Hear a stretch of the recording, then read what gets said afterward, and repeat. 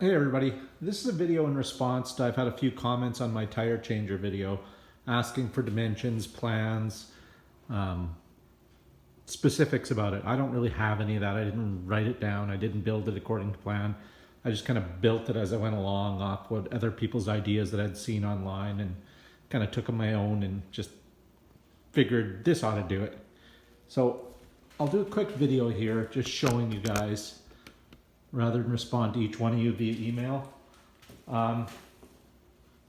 So starting off, the tube here, it just fits over the existing, oops, take that bolt off, show you more about that. This is kind of unnecessary. But anyway, so this just fits over the regular tube, the hold down tube. And I've got a nut welded to the top of the clamp down so you can screw that little piece I put on. But again, it's not really necessary. Another thing I have down here is a cone. I'll put a link to where you get those. The rest of it's just stock stuff. So this tube, lengthwise, is 1 foot. So that's 1 foot of, what do we got? 2-inch inside diameter pipe. The thickness doesn't matter. I mean, there's no specific thickness you need for it, but just for in case anybody wants to know, it is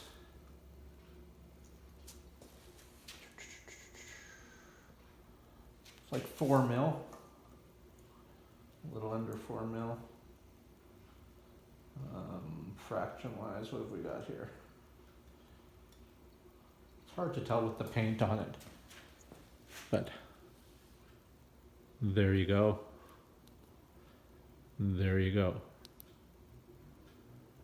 So 3.64 millimeters, but remember that's with the paint, so that's going to add a little bit. By 1 foot, 2.5 inside diameter. Outside diameter does not matter. The square tubing that comes off it is, you want, again, that's 1 foot long. So that's 1 foot long, the square tubing, which is just, it's 2-inch hitch. This little square piece that slides back and forth on it. Here, we'll put it that way so you can see. This piece I made 3 inches long, and it's just 2-inch hitch receiver tube, and this is the hitch tube that will slide into it. If you go to Steel Supplier, they'll be able to tell you, they'll be able to set you up with that. Just tell them you want a 2-inch receiver tube and then the nesting tube that goes in it. So that's what that is. This piece here is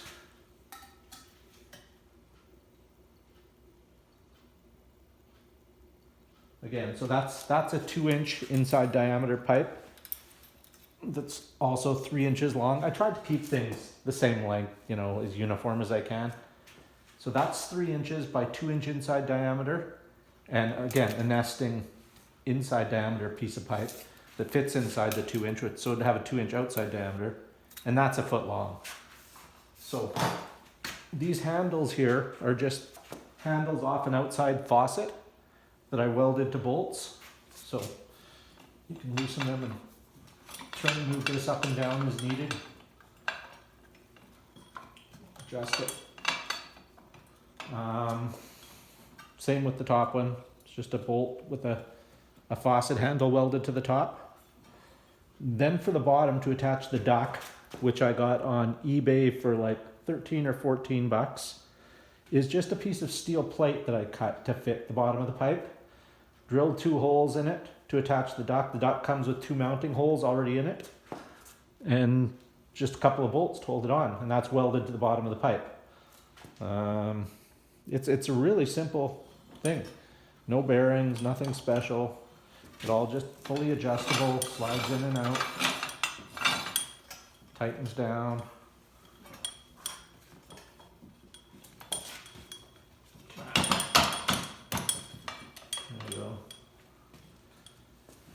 And it's just painted it red except for the sliding parts because those are going to be sliding. I put a thin layer of grease on it. Just makes them slide easier. I'll post a link for the dock and for the centering cone. That's really about it. So you need a foot of round tubing with 2-inch diameter, a foot of square tubing with an outside diameter or outside measurement of 2 by 2. I believe it's exactly 2. Yeah, so 2-inch receiver tube and 2-inch inside diameter to slide inside of it. You just make sure you try to explain to the steel supplier what you're doing with it and make sure it's nesting pipe that'll go inside. So yeah, 1 foot, 1 foot, 1 foot, 3 inches, and 3 inches. To mount these, I just drilled a hole in the pipe, welded a nut on, welded a bolt to the handle here. You'll see. I'll take this off. That's all that is. It's just a bolt welded.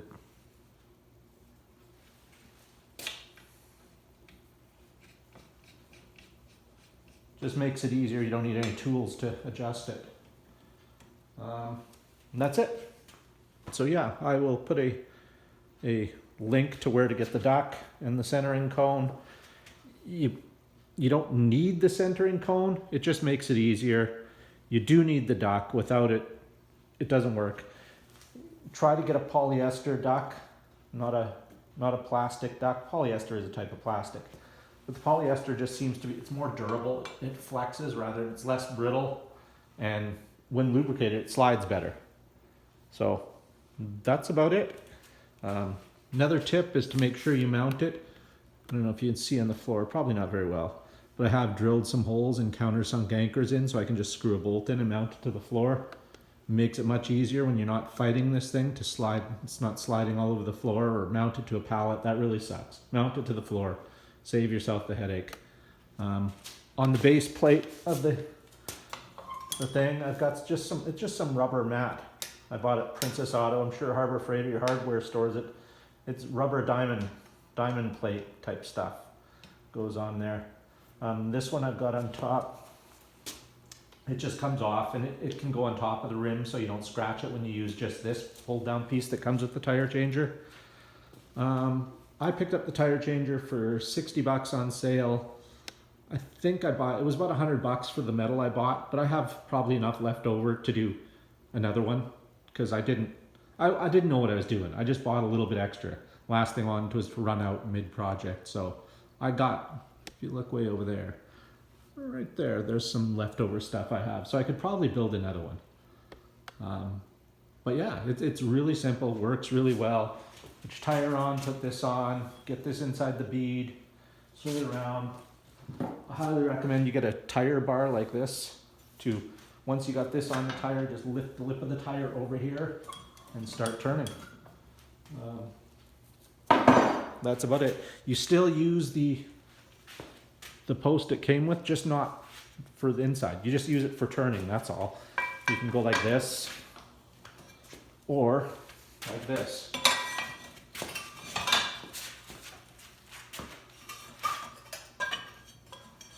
And that's about it. It works really well. I've used it several times since building it.